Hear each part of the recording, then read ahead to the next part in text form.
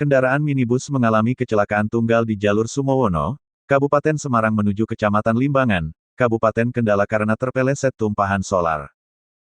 Kanit Laka Satlantas Polres Semarang Ibda Setio Wibowo mengatakan tidak ada korban jiwa dalam peristiwa nahas tersebut. Meski demikian, terdapat 3 orang penumpang mengalami luka-luka. Kronologi minibus kecelakaan sampai masuk ke sungai di Sumowono karena menginjak tumpahan solar. Tidak ada korban jiwa, tetapi 3 orang luka ringan, terangnya saat dihubungi Tribun Jateng. Minggu tanggal 6 Juni tahun 2021.